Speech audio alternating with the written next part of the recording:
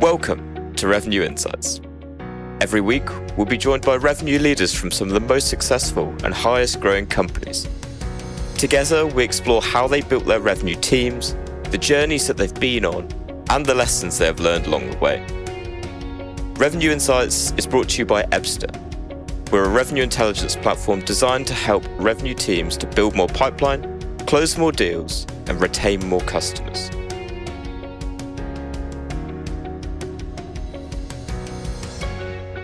Hello there. You are listening to Revenue Insights. It's a bit of a special episode this week.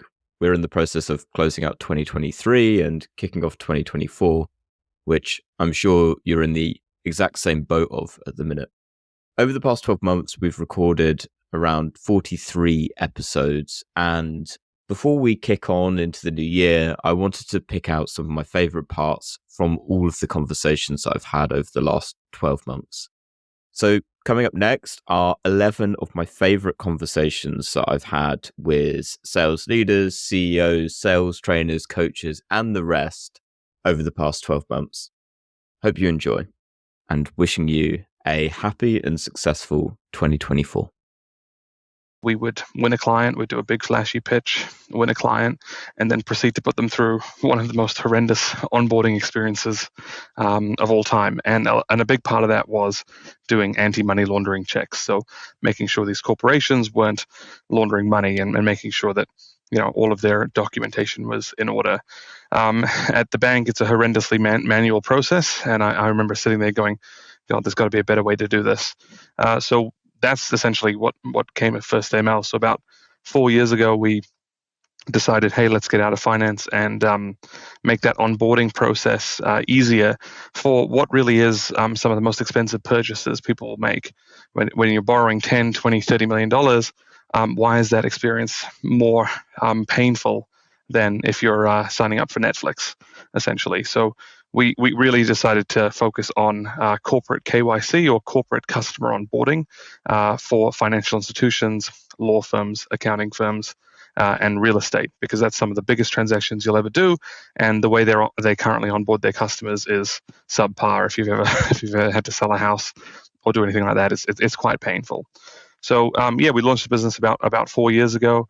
Fast forward to today, we're in sort of 3 countries, New Zealand, Australia, and the United Kingdom. And we've done our Series B round of funding, I think in total we've raised about £23 million of venture. Obviously a lot easier about a year ago than it is now, but luckily we did our Series B about a year ago, so that's good. I talked to a lot of prospective customers as well, and a lot of people in the market through all the content that we do. And, I see these recurring themes that I think you see as well, Lee.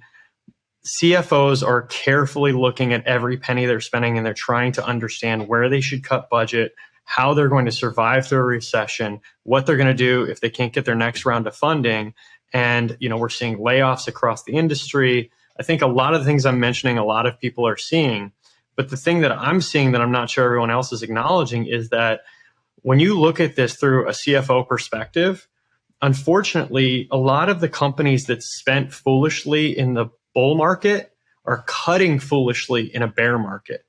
So there's a famous case study by Harvard Business Review, and I wish I could remember all the details, but basically they talked about how companies weathered the storm through the global financial crisis. And you basically sort of have 3 options. You can just keep spending foolishly, thinking we're going to spend our way through this recession, we're going to grow at all costs and come out the other end of it ahead. You can cut foolishly and say, we're just going to just make cuts across the board. We're not going to go deep and analyze anything. We're just going to start cutting costs wherever we can. And then, of course, there's this third option, which is kind of obvious as I'm explaining it, where we're going to really carefully analyze each area of our business and understand what investments are actually paying off for us and what investments do we need to cut. And no big surprise, the companies that made it through the financial crisis and came out stronger were the third category. And the reason for this is the companies that continued to spend foolishly ran out of capital and just went out of business. That's obvious. the companies that cut foolishly, what they did is they gave up a tremendous amount of market share and also competitive advantage. So they might have survived the downturn, but when they came out the other side of it, the competitors that spent more wisely built a better mousetrap. They built a better operation. They had, better sales and marketing, and they were able to acquire a massive amount of market share and come out the other side of this recession way ahead of their competition. I could say there's many times that some of them are overlooked and none of them are overlooked because it depends on the focus. But I'd say the two right now that are overlooked the most is customer success and revenue operations.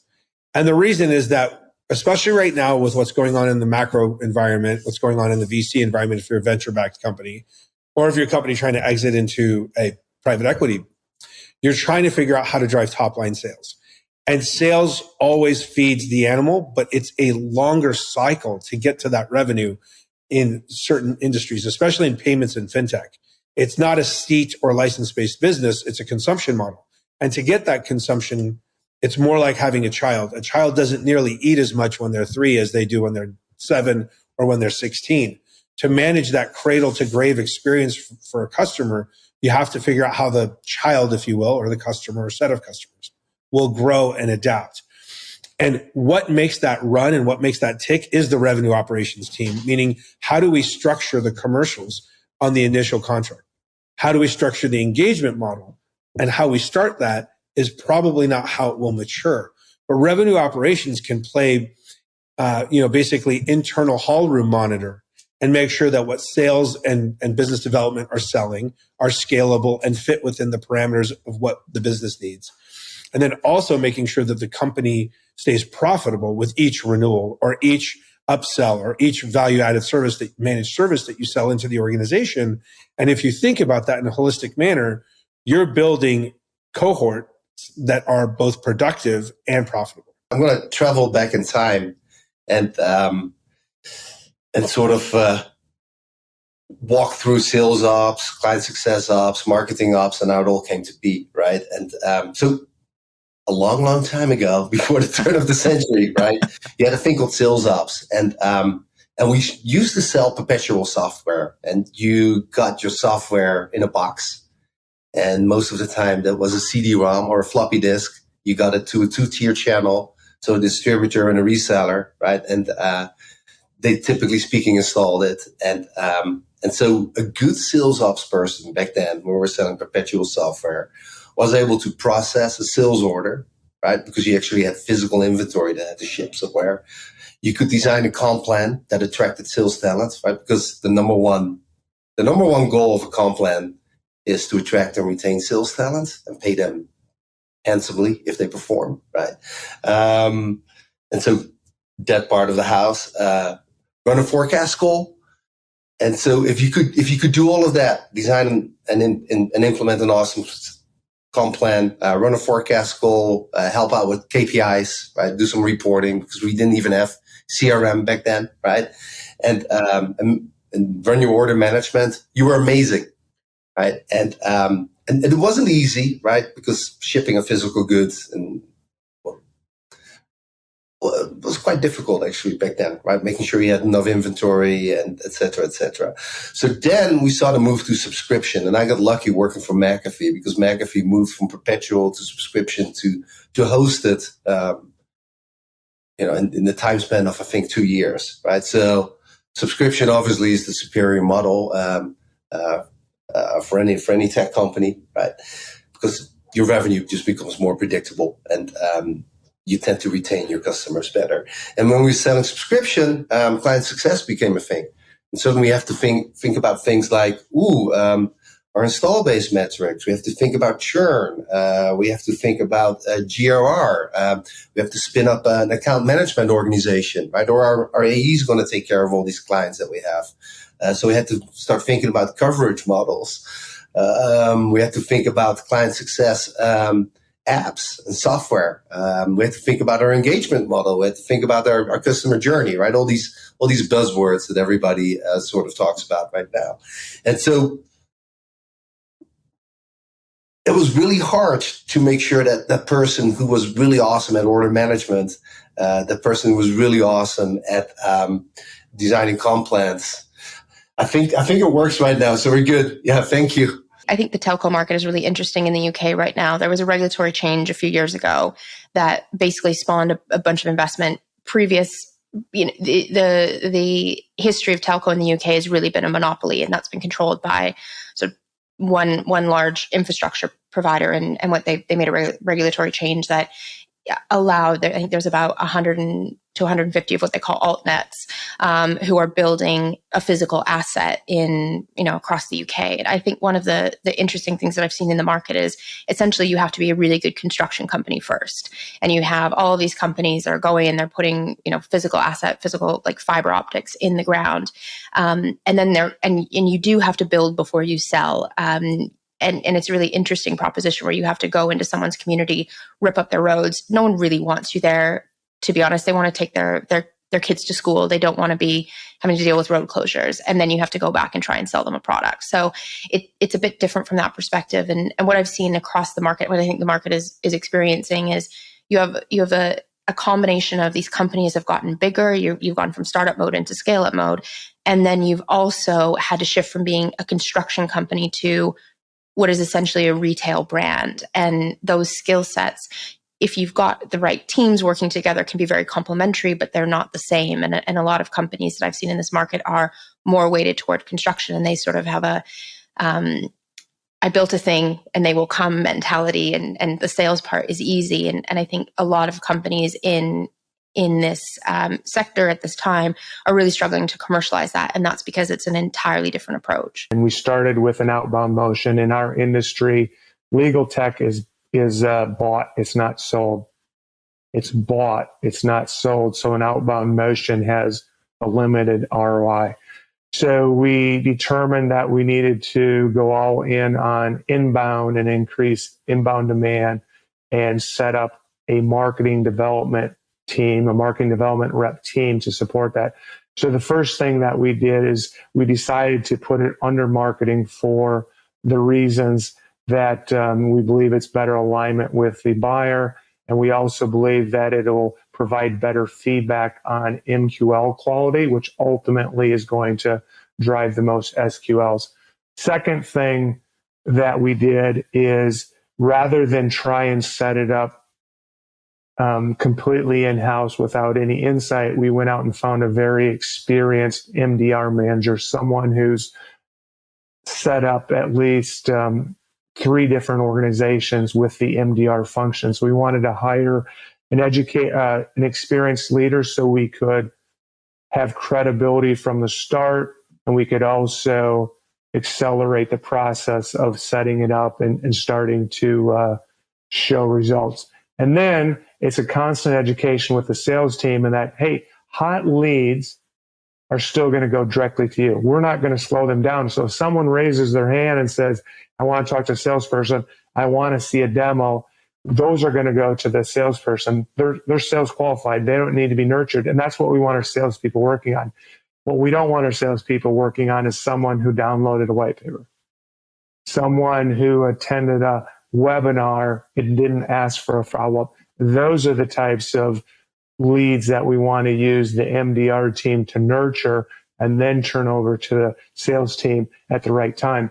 Our sellers' biggest responsibility or the biggest lever they can pull to drive more revenue is building deep, wide relationships within their law firms.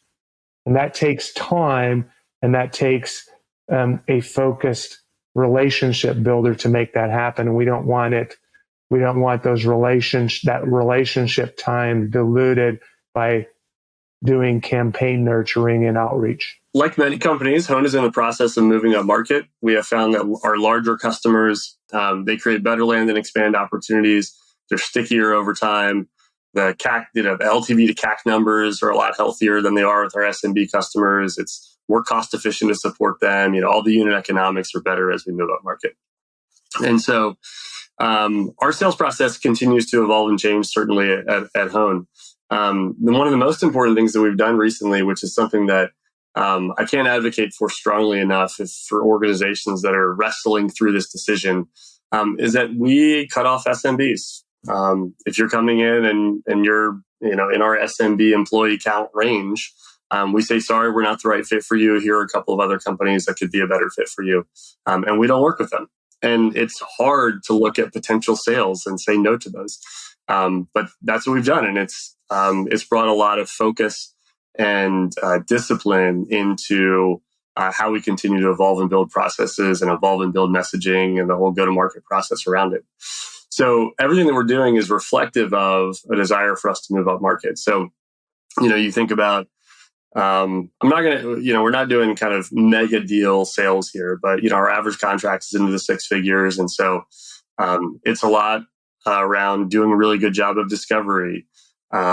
Our solutions consultants, we call them learning strategists, given that we're in this world of learning and development. They play a very consultative role. They're not demo jockeys. Like, they're understanding the customer's, current learning landscape and how they want to improve that and what the competencies are that they're trying to develop in their team. And they're being very thoughtful and prescriptive. And it's not a super salesy conversation, because our customers want an advisor. They want a consultant who can partner with them and help them drive towards business outcomes. And so our account executives are doing a good job of evolving into that process. But it certainly looks different, and it requires a good deal of discipline and kind of cross-functional coordination as you get different roles involved in that process. How do you gauge the success of that? Is it just based on conversions at the end of it, or are you measuring, tracking anything else? Not necessarily. We look at a couple things. So when we go and do it, we are looking at, yes, a conversion number, but everyone's different with their buying windows, and you might have hit the window wrong. You might have, there's the whole adage of the statistic of 3% of your market's buying, 7% is willing to hear you out and honestly could buy. There's 30% that hasn't been thinking about this, but they're persuadable to have a conversation and get the ball rolling. There's probably another 30% that is not ready right now. It's not a priority for a while. And then there's the final 10 to 20% that are they're never going to buy. They're never going to solve that problem. And I think it's important to have enough conversations to where you hit most of that, those different segments, to get feedback from them. Because it's not just about how many calls are we going to turn into sales ops, right? Opportunities. But it's also about how many of these accounts do we activate for later, right? Are they in the market soon, eventually?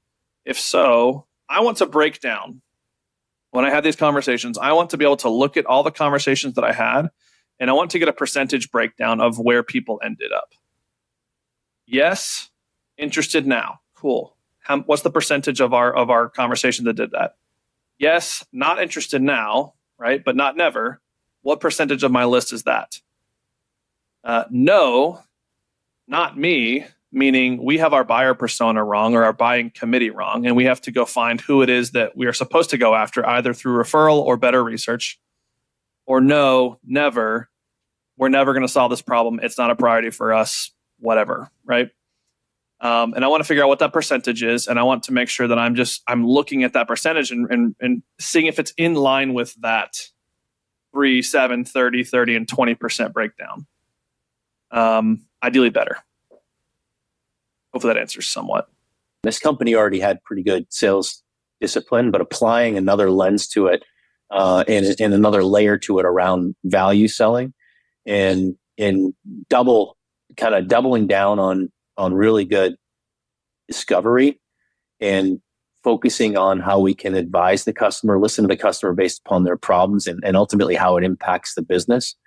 So we've spent a lot of time on doing really good discovery, taking that kind of problem solution value and building business cases with our constituents, with our champions, and helping them get projects approved when budgets are really, really tight and being questioned. They might have the budget, but it has to go through a whole nother layer of getting it released. In order to do that, you need to be really, really effective at your value thesis and why you're doing this for the organization. Because any good leader isn't just going to buy software to make their lives easier. It's got to make an impact to the business. So a lot of the time that we've been spending as an organization has been, how do we create the skills or improve the skills around, business value outcomes for our buyers? And oftentimes the buyers don't know how to do this, right? They don't spend all day, every day, pitching projects and in buying software. So we're really advisors to help them do that. And to do that, you really have to go deep. You have to build trust. You have to create credibility. You have to advise. You have to understand the space. So those are a lot of the things that we're doing from a sales execution perspective. The other thing that's interesting is because of the market condition, the number of influencers and constituents involved in the process has just multiplied. And you have to make sure that you're not just staying single-threaded. So it's a team sport. It's always been a team sport. Nobody wins alone. Leveraging the company and your team to build the relationship with the customer is really, really critical. And then the way that customers want to engage has kind of followed suit on how they buy consumer technology. They may not want to talk to you. So you have to think about, in the age of AI and automation, how you interact and engage with your buyers, how they actually want to collect and learn. Nurture is going to be all automated in the future. It's already started. So leveraging technology, we have some projects going on in our organization and how we actually can do automated discovery and then an automated demo based upon that. Because a lot of times you're talking as a sales team to people that maybe don't have budget or the timing's off from a standpoint of buying, but they want to learn about your organization. And sometimes they don't want to talk to you. They want to engage in a way that they engage buying, a pair of AirPods or another consumer product. We have an entire team of support that's going to own this relationship and hopefully last longer than your individual relationship with this person, because it is business to business. It's the Arbinger Institute and whatever the client organization is that is actually the relationship that we're managing here. And so teaching the team that you don't have customers, Arbinger has customers, no customer is one person, an organization is full of a bunch of people that help things go right. We need to have multi-thread across all of these so that individual relationship isn't the linchpin that we can make or break the relationship on, but rather we have all of these different layers interwoven that help this relationship go right. And I think that's an actual interesting transition point. When you have this idea of things going right, it really isn't about what I think is right or what someone else thinks is right. And then that second principle is that, delivering recurring impact is what creates recurring revenue, or rather recurring revenue is the product of delivering recurring impact. And so I have to be as invested in my client's desired outcomes as I am my own goals. And when I take that on, I am truly having a profound and deep relationship with that client organization, in a sense that it doesn't matter how much money they pay me. I measure my success on their ability to achieve the outcomes that I committed to when we went into business with each other. And that requires a very profound level of understanding of their organization. And it also requires a level of commitment that I think a lot of businesses are failing and unwilling, frankly, to give to their clients, where their goals matter like my goals matter. Oftentimes we objectify them in a way by saying, hey, you're a vehicle to me growing, or you're in the way of my growth, or you're irrelevant to my growth. And so I don't really care about your outcomes unless they get me what I want. And the way we try to position things is, no, their impact is everything, because that's the very reason we make revenue, is because we're delivering it to them.